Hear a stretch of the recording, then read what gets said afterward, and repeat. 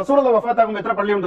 മദീനയിൽ 5 പള്ളി. 5 പള്ളികളിലും കൂടി ആകപ്പാടെ നിസ്കരിക്കാവുന്ന ആളുകളുടെ എണ്ണം 250. റസൂലുള്ള വഫാത്തായതിനു ശേഷം പിന്നെ പള്ളികളുടെ മഹാപ്രവാഹമാണ്. എന്നിട്ട് പറഞ്ഞു, നിങ്ങൾ പള്ളിയിലേക്ക് പോയിക്കോളെ, നിങ്ങൾ സുന്നത്ത് നിസ്കാരം നടത്തിക്കോളെ. അങ്ങനെ പള്ളികളിലേക്ക് മനുഷ്യരെ ആട്ടിത്തെളിച്ചു. എന്നിട്ട് ഹദീസ് ഉണ്ടാക്കി, നിങ്ങളെങ്ങാനും പള്ളിയിൽ പോയിട്ടില്ലെങ്കിൽ വീട് കത്തിച്ചു കളയുമായിരുന്നു എന്ന് പറഞ്ഞ ഹദീസൊക്കെ. എങ്കിൽ ഇവരൊക്കെ കൂടി പള്ളിയിലേക്ക് വന്നാൽ എവിടെ നിസ്കരിക്കാൻ സ്ഥലം എന്ന് ചോദിക്കാൻ കഥയിൽ ചോദ്യമില്ലല്ലോ.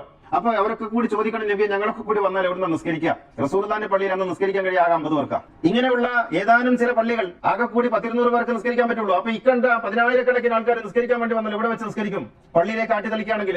റസൂൽ അങ്ങനെ പറഞ്ഞിട്ടില്ല. എന്ന് മാത്രമല്ല, പള്ളി കണ്ടുപോകരുതെന്ന് റസൂൽ പറഞ്ഞിട്ടുണ്ട്. നിന്റെ വീട്ടിലേക്കുള്ള വരുമാനം ഉണ്ടാക്ക്, ഉദ്ധരിക്കല്ല വേണ്ടത് എന്ന് പറഞ്ഞ സംഭവങ്ങളുണ്ട്. എന്ന് വെച്ചാൽ പ്രവാചകൻ മനുഷ്യന്റെ ജീവിതത്തിനെയായിരുന്നു കണ്ടത്. മനുഷ്യരെ ആരാധനാലയങ്ങളിലേക്ക് പറഞ്ഞയച്ച് അവരെ ആരാധനകളിൽ കുരുക്കിയിട്ട് തങ്ങൾ ചെയ്യുന്ന എല്ലാ വൃത്തികേടുകളിൽ നിന്നും അവരുടെ ശ്രദ്ധ തിരിക്കുന്നതിന് വേണ്ടിയായിരുന്നു ഭരണകൂടം ഹദീസുകൾ ഉണ്ടാക്കിയത്.